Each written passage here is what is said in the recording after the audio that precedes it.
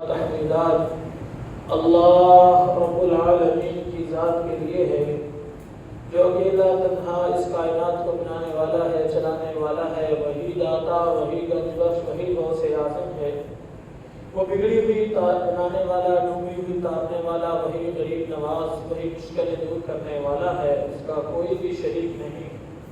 انگنت لا تعداد درود و سلام امام الانبیاء سید اولاد آدم فخر کائنات رحمت للعالمین خاتم النبیین حضرت محمد رسول اللہ صلی اللہ علیہ وسلم کی ذات بابرکات کے لیے، رحمت و مغفرت کی دعائیں تمام کے تمام مسلمانوں کے لیے۔ اللہ سب مسلمانوں کی قبروں کو جنت کا گہوارہ بنائے۔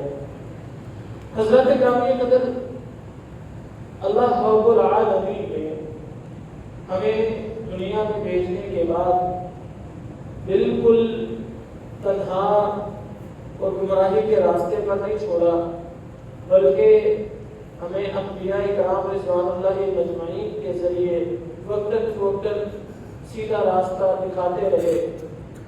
اللہ رب العالمین نے جب انبیاء کرام کا سلسلہ ختم کیا تو آخری امت کے ہر فرد کی یہ ذمہ داری لگا دی کہ تم میں سے ہر فرد نیکی کا حکم دے گا اور برائی سے روکے گا۔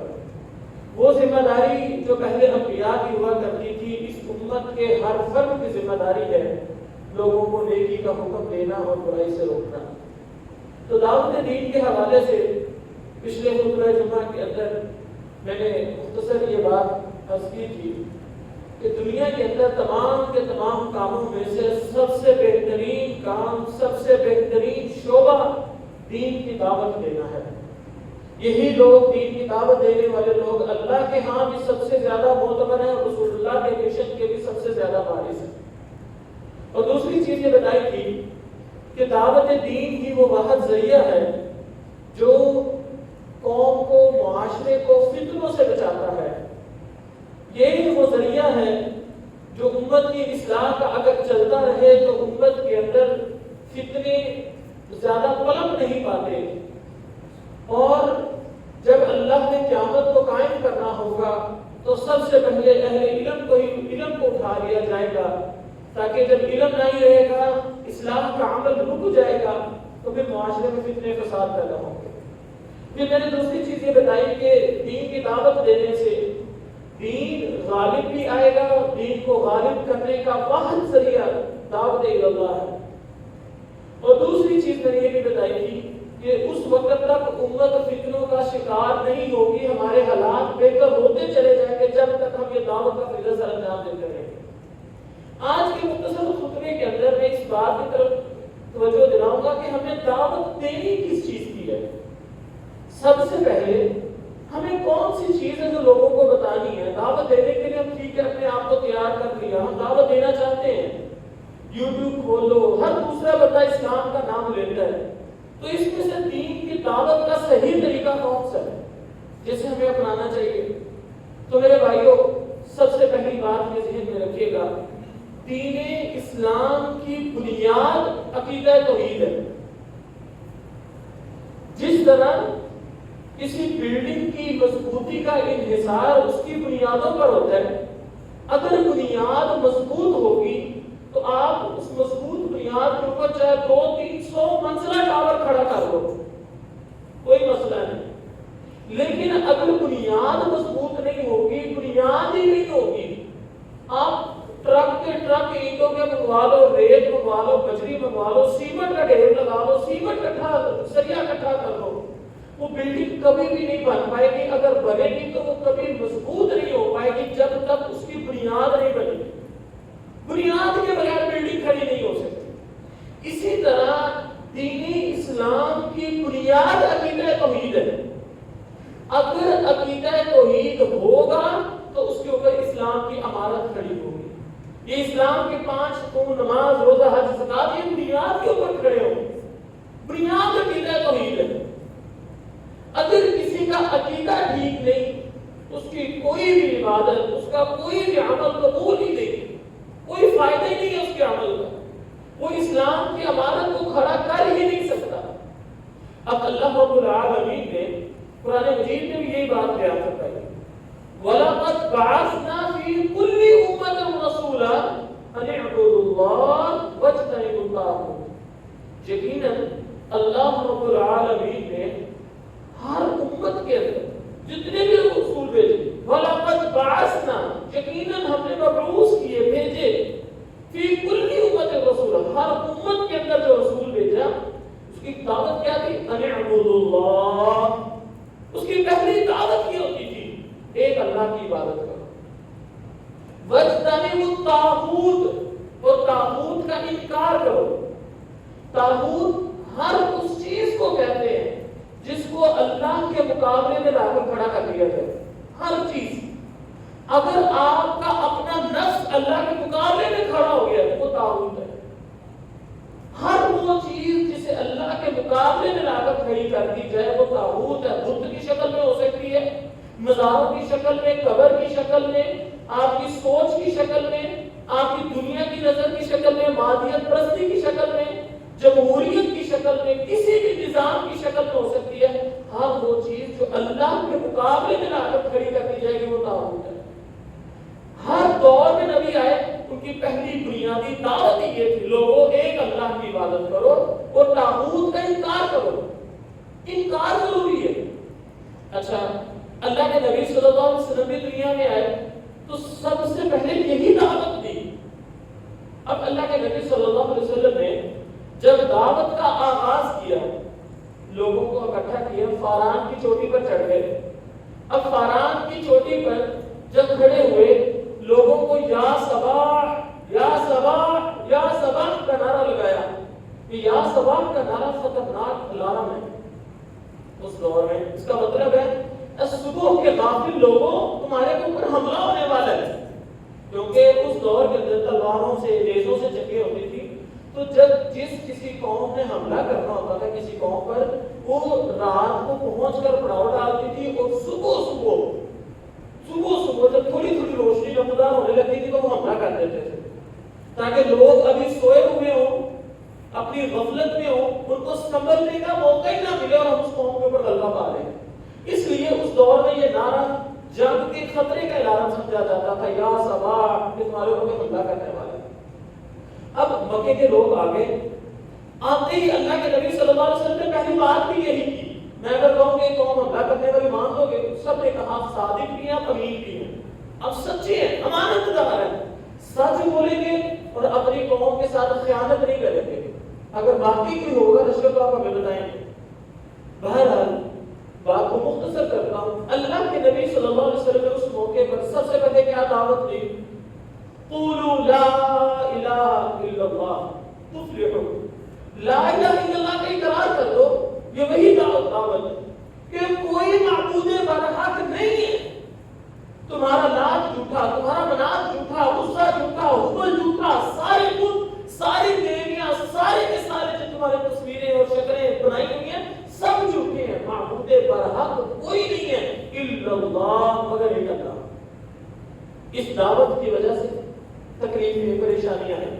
اللہ کے نبی صلی اللہ علیہ وسلم اسی دعوت کو دیتے رہے۔ اب آپ ذرا غور کریں، اسلام کے ہر بندے کو پتہ ہے 5 ارکان ہیں، ان میں توحید رسالت کے بعد نماز، روزہ، حج، زکات۔ اب نماز تو فرض ہی نہیں ہوئی تھی، نماز تو جا کر فرض ہوئی ہے تقریباً 10 نبوی میں، نبوت کی ملنے کے 10 سال بعد جا کے نماز فرض ہوئی ہے۔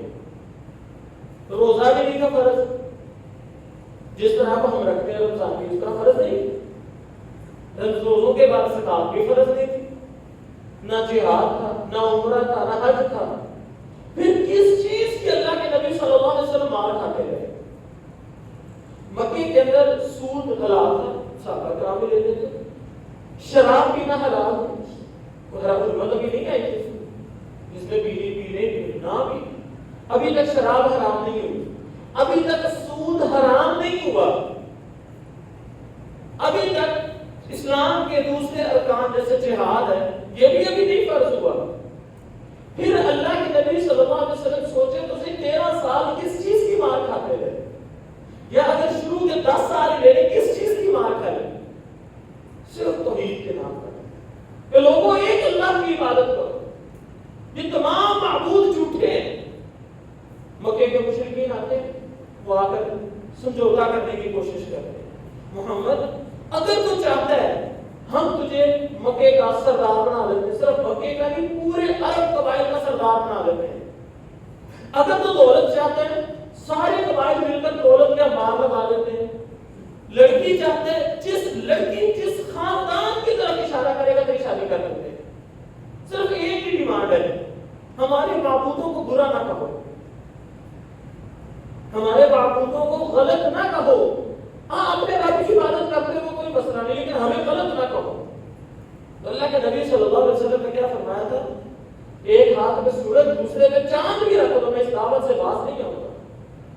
اور یہ آیت سورج میں تبھی نہ قل یا ایھا الکافرون، کافروں کو کہہ دو لا اعبد ما تعبدون، نہیں میں عبادت کرتا جس کی تم عبادت کرتے ہو، ولا انتم عابدون ما اعبد، نہ تم عبادت کرنے والے جس کی میں کرتا ہوں۔ حالانکہ وہ بتوں کے ساتھ ساتھ اللہ کی عبادت کرتے تھے، لیکن اللہ نے کہا یہ کوئی عبادت نہیں، اللہ کو شریکوں والی عبادت پسند ہی نہیں، قبول ہی نہیں، اللہ کو خالص عبادت قبول ہے۔ تو میرے بھائیوں مختصر یہ 13 سال مکے میں مار کھاتے رہے صرف توحید کے نام پر۔ نماز 10 نبی میں جا کے فرض ہوئی، ہجرت ہوئی، ہجرت کے بعد مکے کے لوگوں نے توحید کو اس طرح سے قبول نہیں کیا، اکثریت نے توحید کو قبول نہیں کیا۔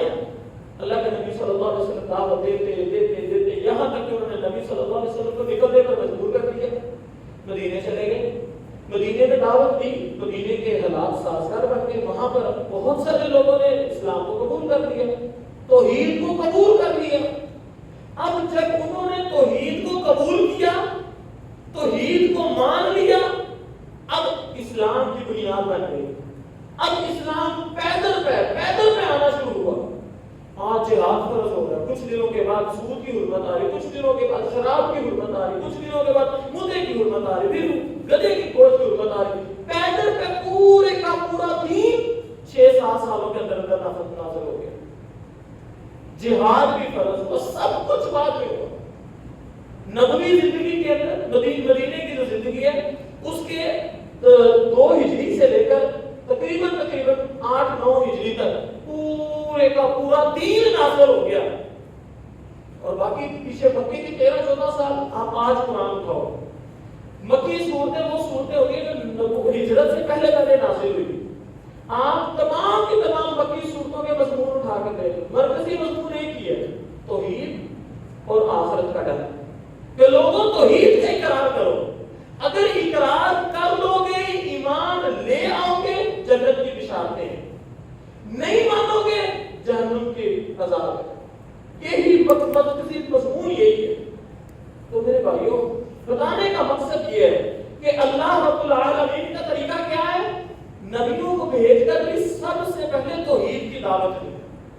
جب تک لوگوں نے توحید کو قبول نہیں کیا اگلا کوئی حکم نازل نہیں ہوا، توحید ہی چلتی رہی ہے۔ جب توحید قبول کر لیا اللہ نے باقی احکام بھی نازل کر دیے۔ معلوم ہوا کہ اللہ کا طریقہ بھی یہی ہے کہ سب سے پہلے توحید، باقی سارے معاملات اس کے بعد ہیں۔ اب ہم آتے ہیں نبی صلی اللہ علیہ وسلم کا طریقہ کیا ہے۔ نبی صلی اللہ علیہ وسلم کی زندگی کو کیا دیکھتے ہیں؟ حضرت معاذ بن جبل رضی اللہ تعالیٰ عنہ کو بھیج رہے ہیں، صحیح بخاری کی حدیث۔ تو حضرت معاذ بن جبل یہ 38 سال عمر میں غالباً فوت ہو گئے تھے طاعون امواس کی بیماری کے اندر، لیکن اللہ کے نبی صلی اللہ علیہ وسلم نے فرمایا کہ یہ معاذ میری امت کے علماء کا سردار بن کے قیامت والے دن آئے گا۔ حلال اور حرام کا اللہ نے اس کو بڑا ہی علم دیا۔ اب اللہ کے نبی صلی اللہ علیہ وسلم معاذ بن جبل کو یمن روانہ کر رہے ہیں، کیا بنا کر؟ داعی بنا کر، دین کی دعوت دینے والا بنا کر۔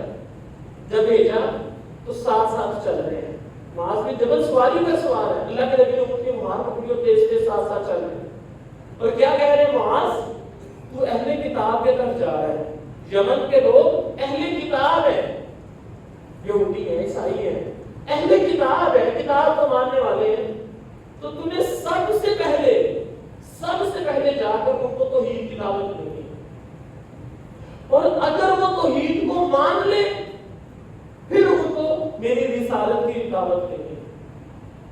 جب وہ اس کو مان لے پھر ان کو بتانا کہ اللہ نے تمہارے اوپر 5 نمازیں فرض کی ہیں. جب وہ اس کو مان لے پھر ان کو بتانا کہ اللہ نے تمہارے اوپر رمضان کے روزے فرض کیے. جب وہ اس کو مان لے پھر ان کو بتانا کہ اللہ نے تمہارے مالوں پر زکات کو فرض کیا ہے. مطلب سٹیپ بائی سٹیپ. کیا مطلب؟ توحید کی دعوت دو جا کر اگر وہ توحید کو مان لیتے ہیں تو رسالت کی دعوت دینی ہے، اگر نہیں مانتے تو آگے دعوت دینے کی ضرورت نہیں ہے. توحید پر ہی رہو، لگے رہو. جیسے میں مکے میں 13 سال لگا رہا، جب تک انہوں نے توحید کو نہیں مانا میں نے علاقہ چھوڑ دیا. ادھر آ کے جہاں بھی پہلے توحید کی دعوت دی، توحید ماننے کے بعد باقی دعوتیں، معاذ تمہیں بھی ایسا ہی کرنا ہے. جب مان لیں گے پھر رسالت کی دعوت دینی ہے.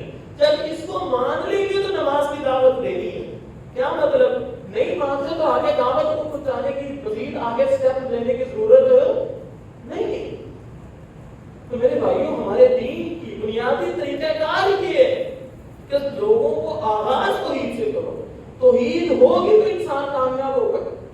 اور پھر ایک بات یاد رکھنا، اگر کسی بندے کے پاس عقیدہ توحید نہیں، آپ نے اس کو اسلام کے نام پر اپنے پاس بلایا، اس سے آپ نے لاکھوں نہیں، کروڑوں نہیں، اربوں روپیہ صدقہ خیرات کروا دیا.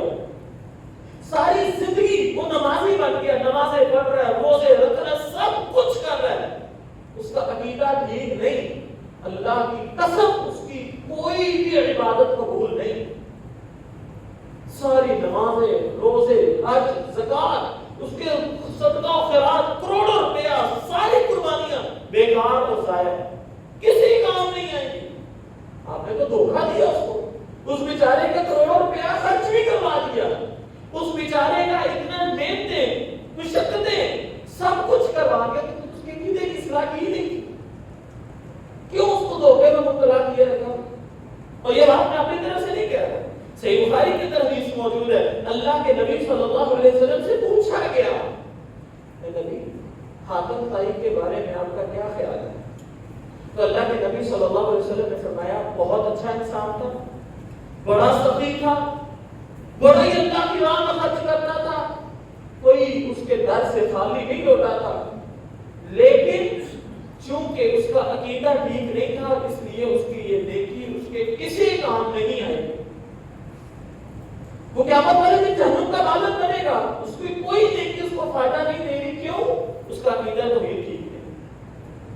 ایک صحابی آیا، کہا صحیح مسلم کی حدیث، آ کر کہنے لگا اے اللہ کے رسول صلی اللہ علیہ وسلم، میرا باپ فوت ہو چکا ہے، میرے باپ نے 100 اونٹ قربان کرنے کی منت مانی تھی، نظر مانی تھی کہ 100 اونٹ قربان کروں گا.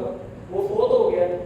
میرا جو بھائی ہے نا، 2 بھائی ہیں، میرے بھائی نے اپنے حصے کے 50 اونٹ قربان کر دیے باپ کی طرف سے. اللہ کے رسول صلی اللہ علیہ وسلم، میں آپ کے پاس اس لیے آیا ہوں کہ میں نے تو کلمہ پڑھ لیا ہے، میں تو مسلمان ہو چکا ہوں. اب مجھے بتائیں کہ مجھے کیا کرنا ہے. 50 اونٹ میرے پاس ہیں، میں ان کو قربان کروں یا نہ کروں؟ کیا حکم ہے میرے لیے؟ اللہ کے نبی صلی اللہ علیہ وسلم نے فرمایا چونکہ تیرے باپ کا عقیدہ ٹھیک نہیں تھا اس لیے تجھے اونٹ قربان کرنے کی کوئی ضرورت نہیں ہے. تو اونٹ 50 چھوڑ کے 1000 اونٹ قربان کر لے. جب تیرے باپ کا عقیدہ ٹھیک نہیں، کوئی نیکی اس کو قبول ہی نہیں ہونی، اس کو فائدہ پہنچنا ہی نہیں، اس نے جنت میں جانا ہی نہیں، کیا فائدہ اونٹ قربان کرنے کا؟ رہنے دے. معلوم ہوا اگر عقیدہ ٹھیک نہیں، بڑی بڑی نیکیاں کا بھی کوئی وزن ہی نہیں. اسی لیے سب سے پہلی دعوت توحید. یہاں پر ایک شبہ وارد کیا جاتا ہے کہ نہیں جی دیکھیں، لوگوں کو اسلام کے نام پر اکٹھا کرے گا، توحید کا نام دیں گے تو لوگ تو آپ سے جدا ہو جائیں گے، آپ کے قریب نہیں آئیں گے. بہت بڑی جماعت ہے، نام لے رہے تو سب سمجھے میں سامنے جماعت اسلامی کا یہی موقف ہے کہ لوگوں کو اسلام کے نام پر اکٹھا کرو، چاہے اہل تشیع ہو، دیوبندی ہو، بریلوی ہو، کچھ بھی، اسلام ہے، اسلام کے نام پہ اکٹھا کرو. توحید بعد میں دیکھی جائے گی، پہلے اس کو اسلام کے نام پہ اکٹھا کرو اور اس سے اسلام کو غالب کرنے کی ڈیمانڈ کرو، اس سے خلافت کی ڈیمانڈ کرو، اس کو خلافت کے لیے استعمال کرو. بعد میں دیکھی جائے گی یہ معاملات بعد میں دیکھے جائے گا. اللہ کے نبی صلی اللہ علیہ وسلم کی زندگی سے دیکھتے ہیں کہ کیا سبق ملتا ہے. اللہ کے نبی صلی اللہ علیہ وسلم کو نبوت ملنے سے 6 سال قبل، اب ابن مکتوم میں یہ واقعہ بڑی ڈیٹیل سے موجود ہے، سیرت کی تقریباً تمام کتابوں میں مل جائے گا۔ 6 سال قبل نبوت ملنے سے مکے کے اندر ایک واقعہ رونما ہوا کہ کچھ تاجر آئے مال لے کر، مکے کے کچھ سرداروں نے ان کا مال لوٹ لیا۔ جب وہ مال لوٹ لیا تو تاجر روتا روتا خانہ کعبہ کے پاس آ گیا اور دہائیاں ڈالنے لگا، اور لوگوں یہ بات یاد رکھو، اس کعبے کی وجہ سے ہم یہاں پر آتے ہیں، اپنا مال لے کر دور دراز سے ہم یہاں پر آتے ہیں، اگر تم لوگوں نے کسی طرح ہمارا مال ہم سے چھینتے رہے اور ہمیں ہمارا حق نہ دیا تو یہ بات یاد رکھو، تم بھوکے پیاسے مر جاؤ گے، یہاں پر تو فصل ہی نہیں ہوتی۔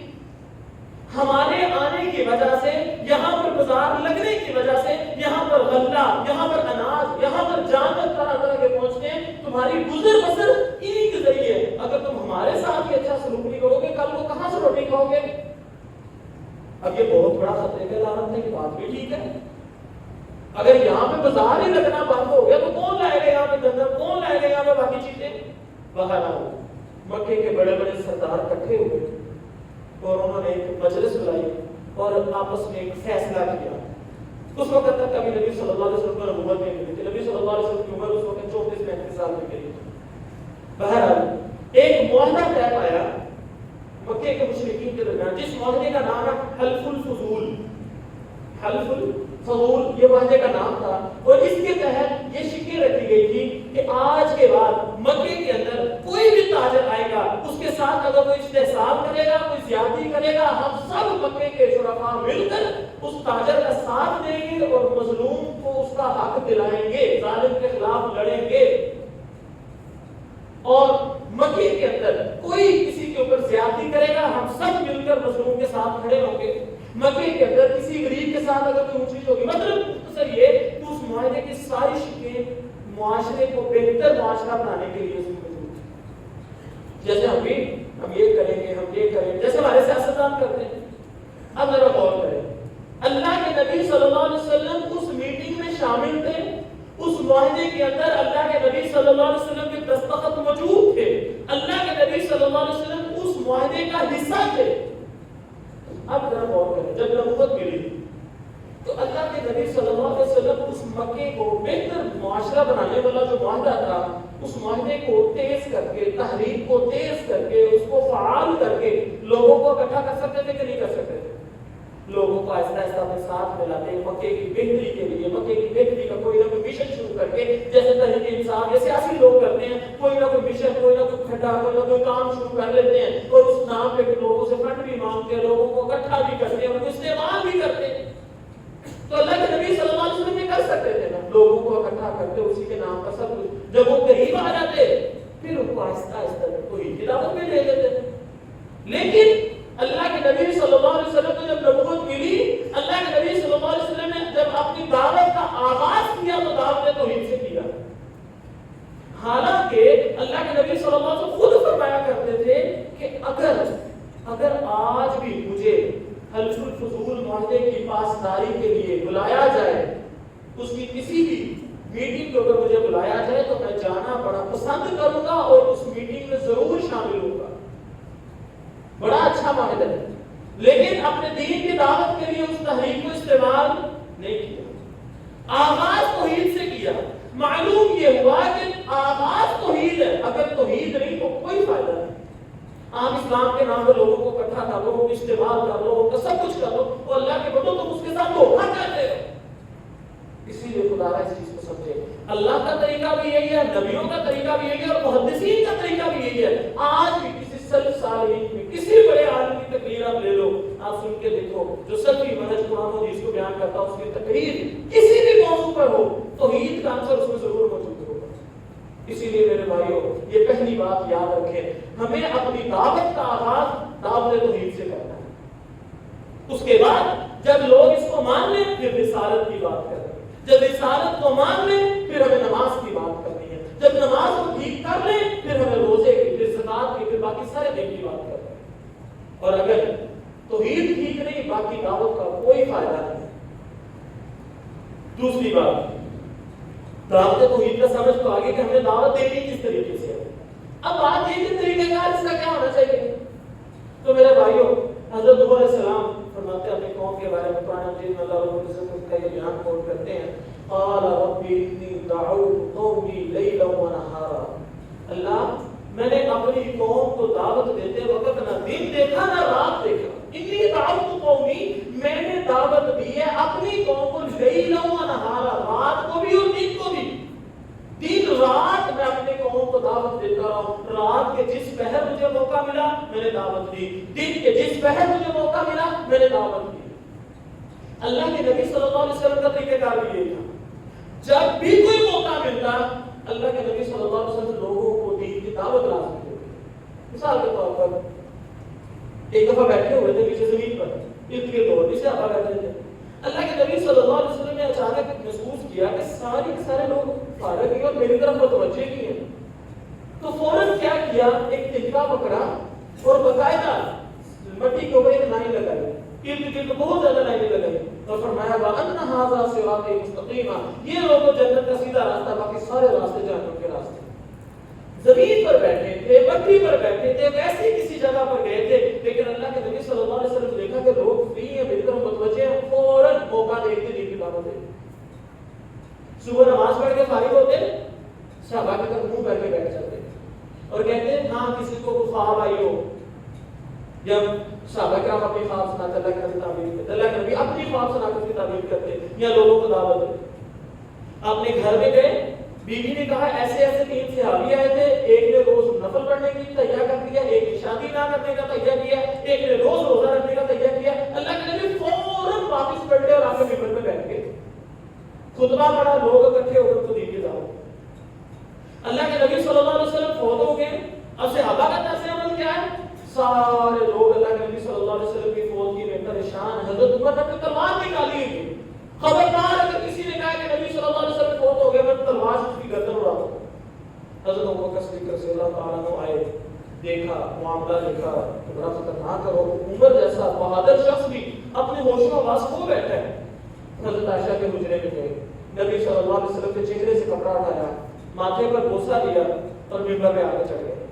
ممبر پہ خطبہ پڑھا لوگ متوجہ ہو گئے. حضرت ابوبکر صدیق رضی اللہ تعالیٰ عنہ وہاں پر خطبہ دیا وما محمد الا رسول قد خلت من قبله الرسل افإن مات او قتل انقلبتم على اعقابكم فلن يضروا الله شيئا. کہ محمد کچھ نہیں تھے صرف ایک رسول تھے. وہ اس سے پہلے بھی بڑے رسول آئے اور وہ چلے گئے. یہ نبی بھی اس کا مطلب جانے والا ہے. اگر یہ مر جائے یا اس کو کوئی قتل کر دے تم اپنے دین سے پھر جاؤ گے. سورہ بقرہ کی آیت. حضرت ابوبکر صدیق رضی اللہ تعالیٰ عنہ کہتے ہیں یہ آیت پہلے بھی سنی تھی لیکن ایسے لگ رہا تھا جیسے آج نازل ہوئی اپنی تلوار کو میان میں ڈالا ہونے لگے. انہیں بھی یقین ہو گیا کہ نبی صلی اللہ علیہ وسلم موت ہو چکی ہے. مختصر یہ کہ میرے بھائیوں صحابہ کرام رضوان اللہ علیہم جب بھی کوئی موقع دیکھتے جہاں پر کوئی کمی کوتاہی کوئی خرابی دیکھتے فوراً آ کر خطبے کرتے. ایک صحابی آیا مسجد میں کوفے کی مسجد ہے آیا ابو موسیٰ اشعری رضی اللہ تعالیٰ عنہ کو ملنے کے لیے عبداللہ بن مسعود کو ملنے کے لیے دیکھا کہ اس کی مسجد میں لوگ اجتماعی ذکر کر رہے ہیں. فوراً ان کے گھر کے دروازہ کھٹکھٹایا. عبداللہ بن مسعود کو بتایا کہ آپ کی مسجد میں نے دیکھا ہے لوگ اجتماعی ذکر کر رہے ہیں. حضرت عبداللہ بن مسعود جوتی پہن کے بھی اندر نہیں گئے اسی طرح سیدھا مسجد میں چل کے آگے نہ دیکھو آتے ہی لوگوں کو سمجھایا. کوئی موقع ہاتھ سے نہ جانے دے. ہمارا کام دین کی دعوت دینا. اکیلے کسی کو دیکھیں کوئی دکان پہ فری بیٹھا اس کے پاس چلے جائیں. کسی کے گھر میں دوست یار ہے اس کو اپنے گھر چائے پہ بلا لیں. کسی جگہ پر جہاں بازار ہے آپ نے دیکھا مارکیٹ بازار لگا ہوا ہے ادھر ایک سائڈ پہ کھڑے ہو کے تقریر کرنا شروع کر دیں. جو آتا ہے سنے جس نے نہیں سنے نہ سنے. اللہ کے نبی صلی اللہ علیہ وسلم ایسے ہی تو کرتے تھے. میلہ لگا ہوتا تھا ایک سائڈ پہ جا کے خانہ کعبہ کے پاس اپنی تقریر شروع کر دیتے تھے قرآن پڑھنا شروع کر دیتے تھے. اوقاس کا میلہ طائف میں لگتا تھا وہاں چلے گئے وہاں پہ جا کے تقریر شروع کر دی. ایسے جہاں لوگوں کا جھگڑا دیکھا دعوت دینا شروع کر دیا. تو میرے بھائیو دعوت کا کوئی موقع ہاتھ سے نہ جانے دیں. آج کل تو بہت زیادہ چیزیں بڑھ چکی. آپ کا اسٹیٹس آپ کا ڈی پی آپ کا واٹس ایپ آپ کا فیس بک انسٹاگرام یہ ساری چیزیں سوشل میڈیا جہاں جو یوز کرتا ہے وہ اس کو دین کی دعوت کے لیے استعمال کریں. آپ اپنی ڈی پی پر اگر عمران خان کی تصویر لگا سکتے ہیں آپ اسٹیٹس پر اپنے سیاسی قائد کے بارے میں لکھ سکتے ہیں اپنی فیس بک پر اس کے نام کی ڈی پی لگا سکتے ہیں تو اس سے ایک ماحول ماحول بن جاتا ہے کہ دیکھو جی کتنا فین ہے عمران خان کا، دیکھو جی فلاں بندہ کتنا فین ہے نواز شریف کا، فلاں بندہ کتنا جیال ہے اپنی پارٹی کا. وہ اللہ کے بندو، اگر آپ اپنی ڈی پی پر اسلام کے نام کی کوئی چیز لگاؤ گے، آپ اپنے اسٹیٹس پر اسلام کے نام کی کوئی چیز لگاؤ گے، اپنے فیس بک پر، اپنے انسٹاگرام پر، اپنے ٹویٹر پر توحید کی باتیں، سنت کی باتیں، حدیثیں، قرآن شیئر کرو گے، کیا تاثر جائے گا؟ ہر بندے کو پوری دنیا میں ایک تاثر جائے گا. لوگ آپ کی بات سنیں گے، آپ کی بات مانیں نہ مانیں تو اللہ کی باتوں. دیکھو آپ سے جب کسی نے دوستی کرنی ہوتی ہے وہ آپ کے ساتھ کون سی باتیں کرتا ہے؟ جیسی آپ کو پسند ہے. کرکٹر سے آپ نے دوستی لگانی، کرکٹ والی باتیں کرو. جب آپ اپنی ہر جگہ پر اسلام کا اسٹیٹس لگاؤ گے، آپ کے دوست یار میرے بھی جب آپ کو ملیں گے وہ اسلام کی بات ہی کریں گے. اسی طرح اسلام کا ایک ماحول بنے گا. کافر تو بھی ہمیں ٹچ کر کر کے دیکھتے ہیں کہ کتنی کچھ اسلام کی رمق باقی ہے. اپنی ہر چیز کے اوپر اسلام کا نام لگائیں، اپنی ہر چیز کے اوپر اسلام کو پروموٹ کریں. ایٹومیٹکلی اسلامی ماحول بن جائے گا. جہاں بیٹھیں، جہاں سیاسی بحثیں کرتے ہیں سیاسی بحثیں چھوڑیں، قرآن و حدیث کی بات کریں، دین کی بات کریں، دینی ماحول بن جائے گا. اور ہمارا کام صرف پہنچانا ہے، لوگوں کو منوانا ہمارا کام نہیں ہے. تو پہنچانے کے لیے اسٹیٹس یہ چیزیں بڑی اہم چیزیں ہیں. اسی میں خدا رہا کوئی بھی موقع اپنے ہاتھ سے جانے نہ دے. تو یہاں پر بھی ایک شبہ بارد ہوتا ہے کہ جن تبلیغی جماعت کیوں نہیں نکلتی. تو میرے بھائیوں یہ طریقہ کار اللہ کے نبی صلی اللہ علیہ وسلم سے ثابت نہیں ہے. اس کی بنیاد ایک غلط چیز پر ہے. بنیاد کیا ہے؟ اللہ کے نبی صلی اللہ علیہ وسلم نے یمن اتنا بڑا علاقہ تھا، وہاں پر اہل کتاب کو دعوت دینے کے لیے ایک بندے کو بھیجا. ایک بندے، معاذ بن جبل. کوئی کوفے کے اندر ایک صحابی گئے، تو اسی طرح شام کے اندر ایک صحابی گئے. ہر علاقے میں ایک صحابی جاتا. اللہ کے نبی کا طریقہ کار کیا تھا؟ اصحاب صفہ بنایا ہوا تھا. وہاں پر لوگوں کی تربیت ہوتی تھی. جو اچھا عالم تیار ہوتا تھا اس کو کسی نہ کسی علاقے میں بھیج دیا جاتا تھا جہاں اوپر کی دین کی ذمہ داری کے لیے. وہ ایک بندہ اس علاقے میں جا کے دین کا کام کرتا تھا. وہ داعی ہوتا تھا، عالم ہوتا تھا. اللہ کے نبی صلی اللہ علیہ وسلم ایسے نہیں کرتے تھے. اصحاب صفہ میں سے 5-6 بندے اس کے ساتھ لگا دیے، جاؤ اکٹھے جا کے دعوت. نہیں، یہ طریقہ کار اس کی بنیاد بھی غلط ہے اور بدعی نظریے کے اوپر یہ بنیاد قائم ہے. حقیقت یہ ہے اس کے پیچھے جو بنیاد ہے وہ یہ ہے کہ ایک بندے کی بات حجت نہیں ہوتی. اس لیے 3 یا 4 بندے کم از کم جائیں گے اور وہی بات بار بار کریں گے. وہ 6 پوائنٹس بار بار جب بیان کریں گے، ایک ہی پوائنٹ میں تو 6 لوگ یا 5 لوگ بیان کریں گے تو وہ حجت بن جائے گی، پھر وہ دلیل بن جائے گی. حالانکہ دلیل تو ایک بندے کی بات بھی ہوتی ہے. تو بہرحال وقت ختم ہوا چاہتے ہیں اس چیز کو یقینا یہ وقت مانگتا ہے ایکسپلین کرنے کے لیے. لیکن مختصر یہ کہ بدعی نظریے پر قائم ہے. آج کا موضوع بھی بڑا سخت تھا، اس کے اندر بہت ساری چیزیں آپ کے ذہن میں شکال لائی ہوں گے. میرے بھائیوں آپ لکھ کر یہاں پر بھیجا کریں. جمعے کے بعد کوئی جلدی نہیں ہوتی مجھے الا ماشاءاللہ. جب سے میں آؤں صرف ایک دفعہ مجھے جلدی نہیں، جب میں نے کہیں جانا ہوتا میں یہاں پر بیٹھا ہوں. آپ لکھ کر اپنے سوال بھیجیں. اگر آپ کو شرم آتی ہے بولتے ہوئے آپ بیٹھیں. ہاں اسپیکر پہ ویسے مناسب نہیں سمجھتا کہ لوگوں نے سنتے وغیرہ پڑھنی ہوتی ہے، ٹھیک ہے. تو آپ کو لکھ کر بھیجیں کیا کیا آپ کے ذہن میں سوال، کیا کیا شبہات آپ کے ذہن میں آئے ہیں، کیا کیا دلائل آپ کے ذہن میں، تاکہ ان کو بعد میں ڈیٹیل سے بیان کیا جا سکے. یہ وقت بڑا ہی مختصر ہوتا ہے. کسی بھی چیز کو شروع کرو ختم کرنے سے پہلے وقت ختم ہو جاتا ہے. اسی لیے خدا را خود توجہ دیں، خود محنت کریں. میں یہاں پر موجود ہوں اور حجت پوری کر دیتا ہوں یہ بات کہہ کر کہ میں جمعے کے بعد موجود ہوں. اگر کسی کے پاس کوئی سوال ہے تو مجھے کر کے بھیجیں. اللہ تعالیٰ سے دعا ہے اللہ تعالیٰ ہمیں صحیح معنوں میں قرآن و حدیث کو سمجھنے کی اور دین کی دعوت کا حق ادا کرنے کی توفیق عطا